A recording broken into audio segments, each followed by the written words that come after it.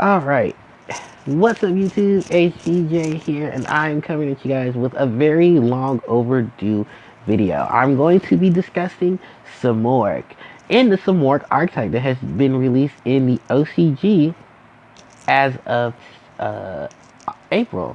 If you guys have not been familiarized with this lovely bird, don't worry. I will be talking about Simorgh and the rest of the cards based on Simorgh, the bird of divinity, because Simorgh is actually an old school monster and is legitimately the only winged beast monster to be featured in as the main monster of a structure app. Yes, it's been that long since Simorgh, Bird of Divinity, has been seen in the game.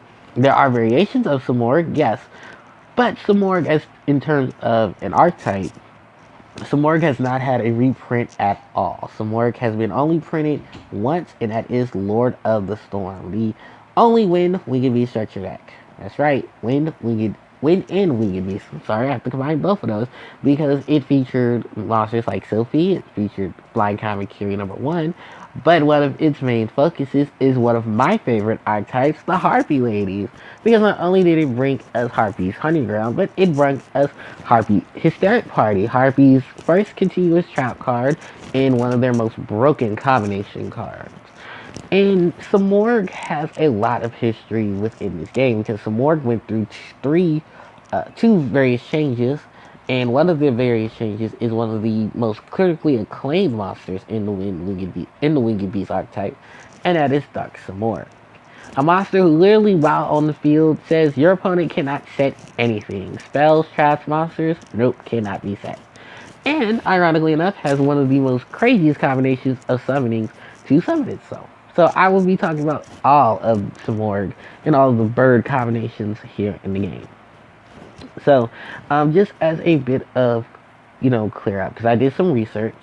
The first thing is Bird, Simorgh Lord of the Storm, and Simorgh Bird of Anistry are the highest leveled, highest stated effect winged beast monsters in the game.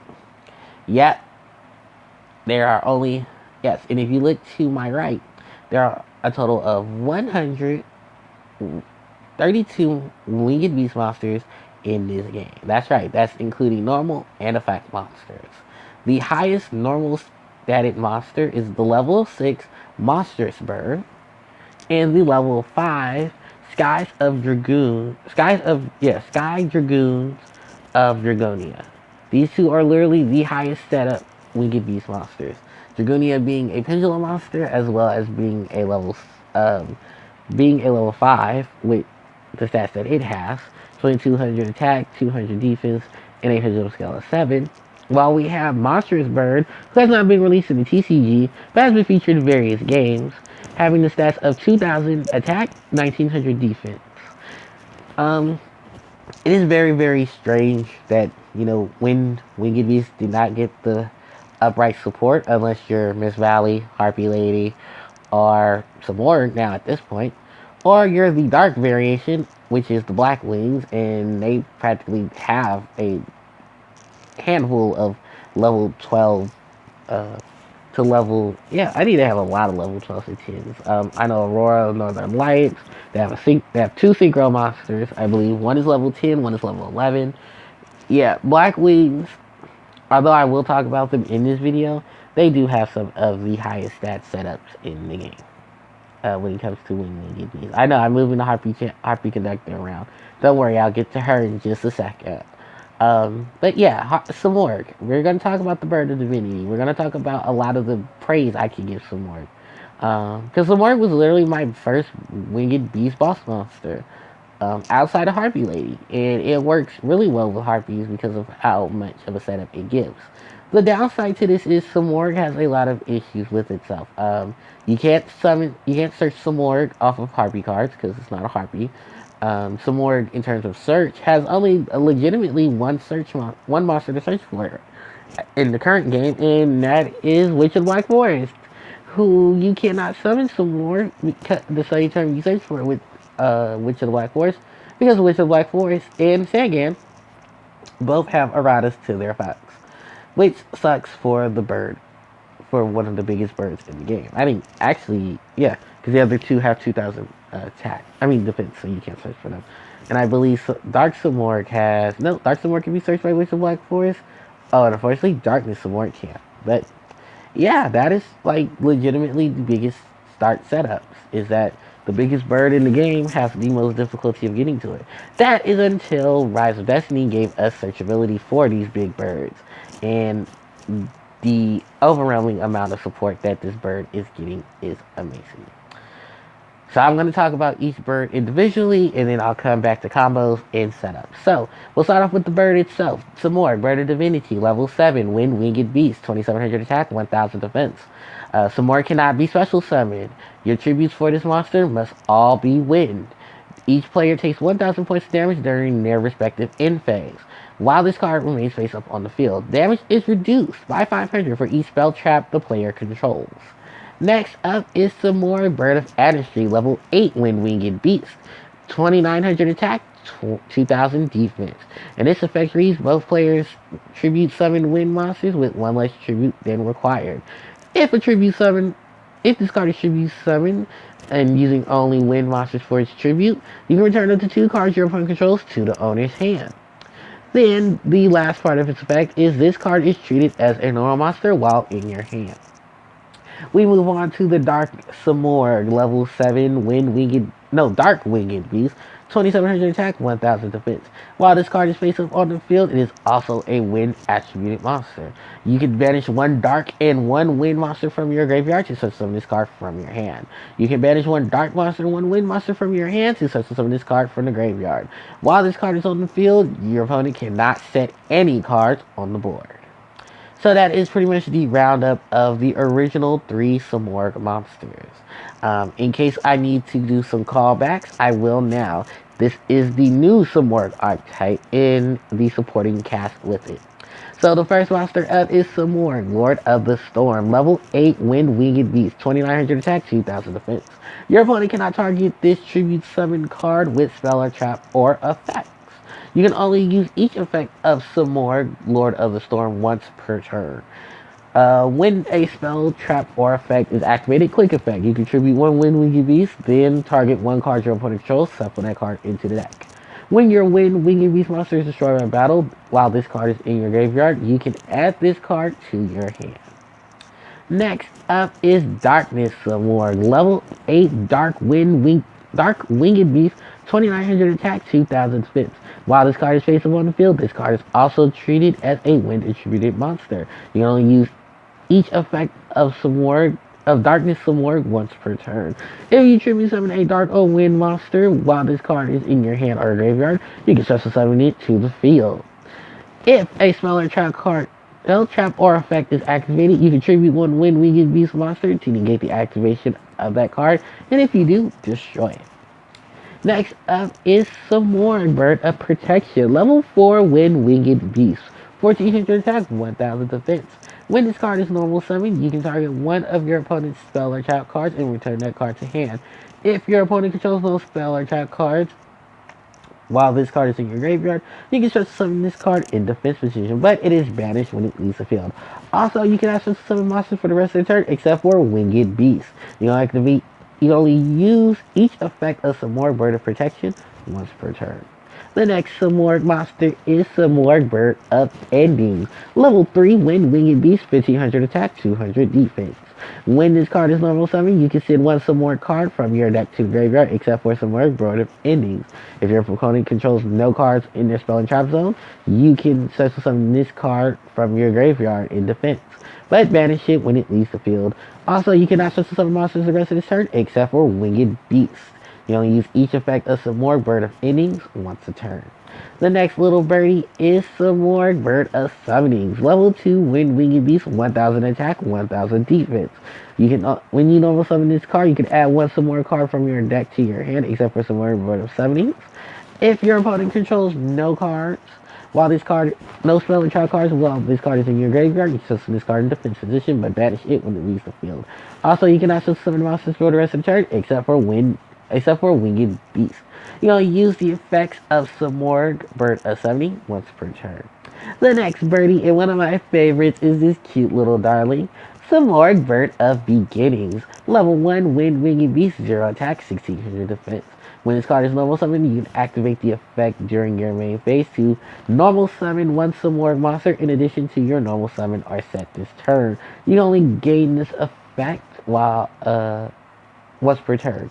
While you control no cards while your opponent controls the selling trap cards in their selling trap zone, you can special summon this card from your graveyard in defense position, but it is banished during the when it leaves the field. You can actually summon monsters for the rest of this turn, except for Winged Beast. You can only use each effect of Simorgh, Bird of Beginnings once per turn. Now let's move on to the spells. We have Simorgh Arrival. Discard one Winged Beast monster. Add two Simorgh monsters with different attributes from your deck to your hand. You can banish this card from your graveyard to reveal one Winged Beast monster in your hand, and if you do, reduce the levels of all monsters in your hand with the same name by one for the rest of the turn, even if they are summoned / set. You can only activate one Simorgh Arrival per turn. Next card is Simorgh Rejection. Discard one Winged Beast monster. Return all cards in your opponent's spell or trap zone to their hand. You can banish one card. You banish this card from your graveyard to reveal one Winged Beast monster in your hand, and if you do, reduce the level of all monsters in your hands with the same name by one for the rest of the turn. Even after the monsters are summoned or set, you can only activate one Simorgh Rejection per turn. The next card is the field spell Elboris, Sacred Piece of Simorgh. Field spell. All Winged Beast monsters gain 300 attack and defense. You can only use each of the following effects of Elboris, Sacred Peaks of Simorgh once per turn. You can reveal one level 5 or higher Winged Beast monster in your hand, and for the rest of the turn, you can normal summon Winged Beast monsters with one less tribute, even if the card leaves the field. If a Winged Beast monster, if you control a Winged Beast monster, you can immediately after this card resolves, normal summon one Winged Beast monster. The next card and the last of the Simorgh cards is Simorgh Storm's Force. Normal trap. Continuous trap. Your opponent cannot target Winged Beast monsters you control for attacks except for Winged Beast monsters you control with the highest attack. If either if it's a tie. Your opponent cannot target Winged Beast monsters you control with card effects except for the Winged Beast monster you control with the highest attack. You can send two Simorgh monsters whose original level are 7 or higher with different attributes and this card you control to the graveyard to return as many cards on the field as possible to the hand. And if you do, take 500 points of damage for each card returned to hand. Then inflict damage to your opponent equal to the damage you took. You only use this effect of Simorgh Storm's Force once per turn. And that is legitimately all of the Simorgh cards that I have read. So, my overall opinion on them is this is amazing if you're a Winged Beast. Now, there are, of course, the dark counterparts to Simorgh in forms of Simorgh. So there's a Dark Simorgh and Darkness Simorgh. What I do love about it is that they are still treating themselves as wind monsters while they're on the field. They have a lot of synergy with themselves and the tribute summon of dark and wind monsters. So you can get a lot of usage out of this. Some key points that I do want to talk about, of course, is Simorgh Bird of Beginnings, giving you an additional normal summon of a Simorgh monster that turn. If you combine that with, of course, the field spell Elboris, Sacred Peaks of Simorgh, you get a big combination of not only summoning one of the big guys, but you also help in extending plays to summon Darkness Simorgh to the board because of how the combination of effects will work when you combine a lot of the normal summoning sets. This is going to be an amazing field spell, by the way, because I've never seen a field spell outside of Harpie's Hunting Ground that literally circulates itself with supporting Winged Beasts. Not to mention, this is supporting high-level Winged Beasts on a tribute summon, which is amazing because that gets over a lot of things. And it's been a while since we've seen a lot of tribute summon Winged Beasts. Some other bright sides and key points, of course, are the little guys. Outside of just Simorgh Bird of Beginnings, you have a searcher in the form of Simorgh Bird of Summoning. You have the ability of Simorgh Bird of Endings, which sends cards to the graveyard, and there are recovery uh, in the form of Dark Simorgh and Darkness Simorgh and Simorgh Lord of the Storm. So it helps get the two of them going. Then you have some more greater protection, which pretty much just wants to make sure that your opponent has no spells or trap cards, and that you have a free access to a lot of your little guys. Now let's talk about the two big birds in their reincarnated forms. Darkness of Morg is going to be an amazing monster, especially when it comes to tribute summoning these wind monsters from your hand. In a combination, of course, with its counterpart, Simorgh, Lord of the Storm. Honestly, do say Darkness Simorgh will be the better counterpart, similar to how the original two were, where Dark Simorgh was a lot more superior than the other two. The fact that this card has a negation within its effect, like Tributed Winged Beast, helps tremendously. And trust me, there will be a lot of synergy within this deck because of the fact, in this archetype, because of the fact that it does not just rely on its wind attribute, but it relies on the winged beast in the family. Now, some more Lord of the Storm may not be as strong as its Darkness some more counterpart, but the fact that these guys have removal, they have protection, and they have a lot of, ability to get themselves back.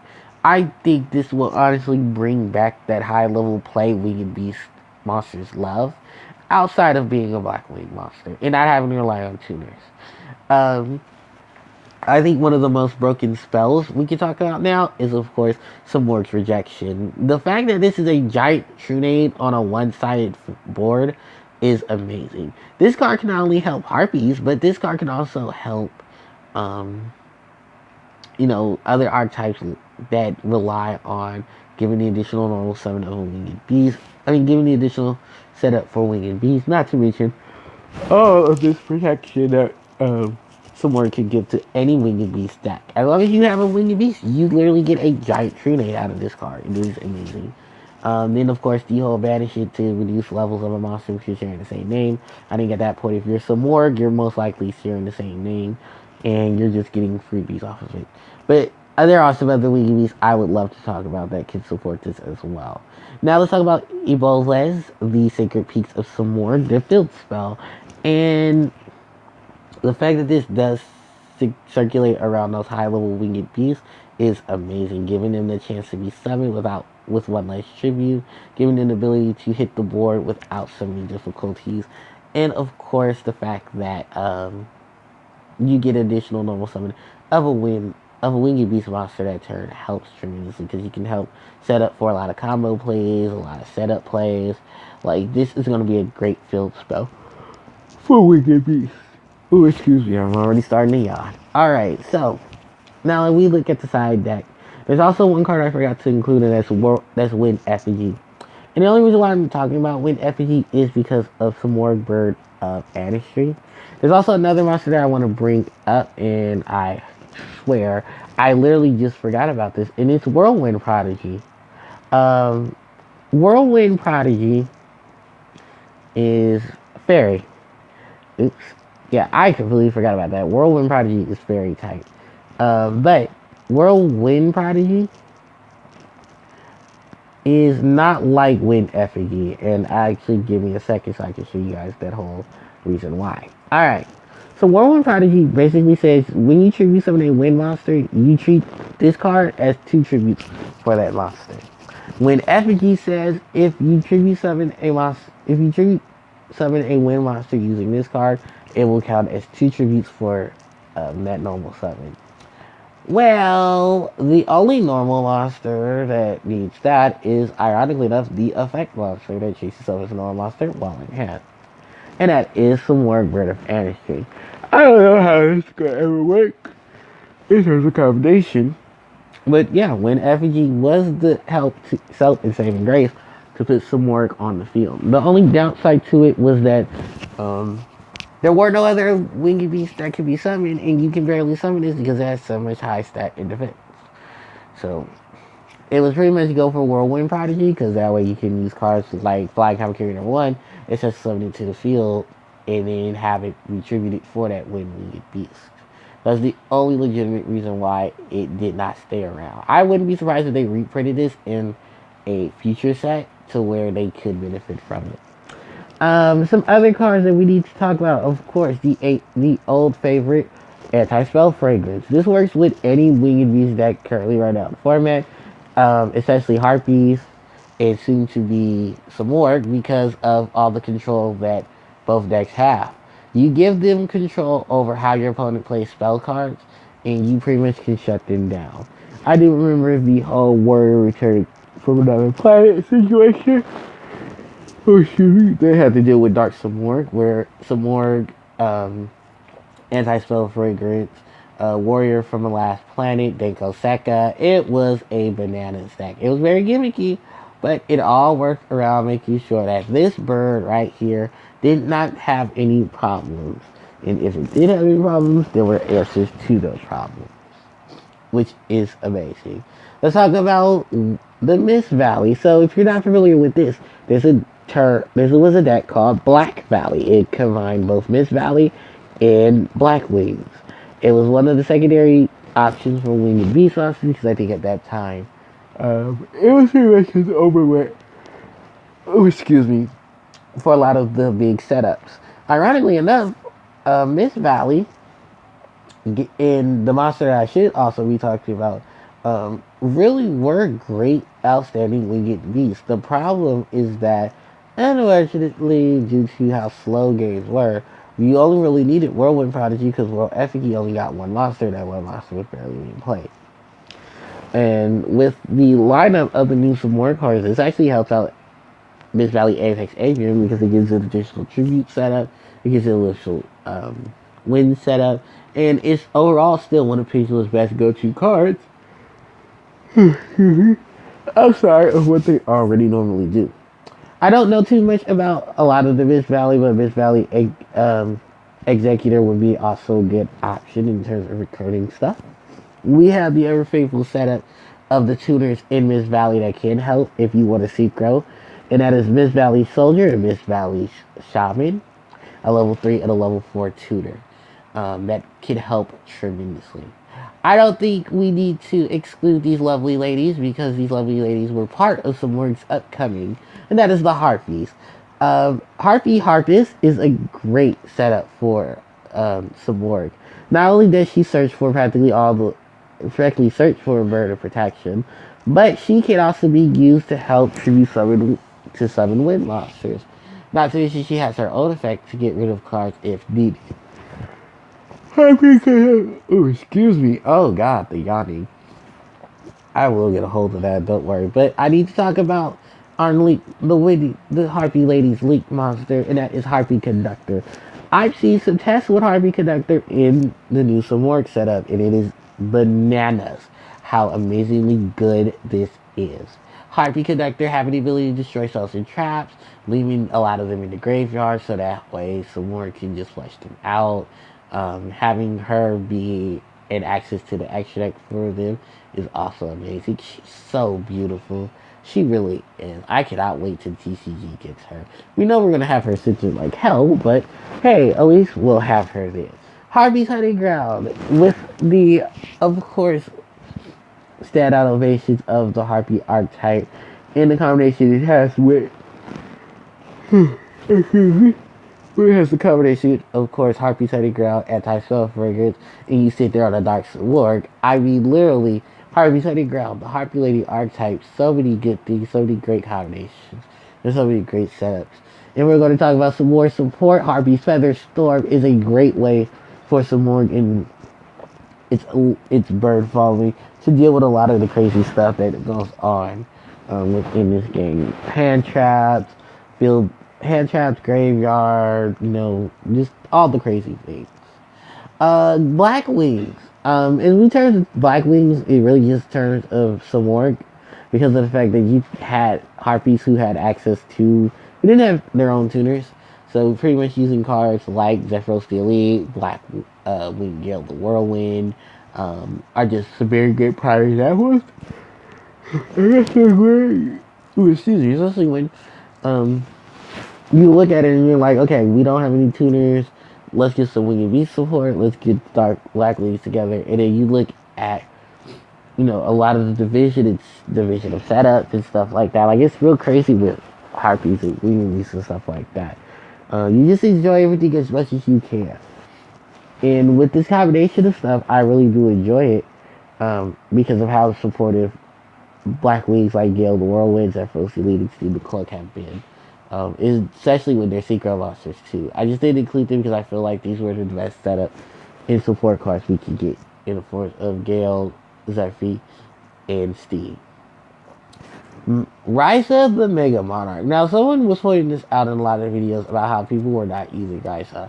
And I think really it may have to do with two things. Either Risa's effect or the fact that Risa kill. Oh, I'm sorry, just yawning. Risa is a great card to have. If you're going to test out this deck, Mega Risa is amazing. You'll reduce his tributes to 1. He'll start getting stuff out the way. Yeah, Risa is just going to be an amazing setup. And I think, honestly, with the field spells and stuff, yeah, Simorgh, the monster setup, yeah, they're going to all be fine. I do want to apologize. I didn't get a chance really to address the last warrior from another planet and Dako Seka, but that was also another weird random combination between Dark Simorgh and a lot of the older cards. There's a lot of crazy within that whole section of the game, and it was literally because of how you could, spam and set up and get everything together when it came in here. So, alright, I'm really sure. And, ooh, I'm sorry, all this yawning is just making me so tired. But I do want to just, first off, say thank you guys so much for coming and watching. It has been a help. It has been a pleasure. I will have this video up, and I'll be working on a mock deck for some more to get a lot of things going. Yeah, that's pretty much it. So, I hope you guys do enjoy this video. I know it's a long one. Trust me, the upload process is just going to be just as long. Thank you guys so much for your assistance and your help. Don't forget to like, comment, share, and subscribe because it helps me out tremendously. I will see you guys next time. HEJ, signing out. Take care.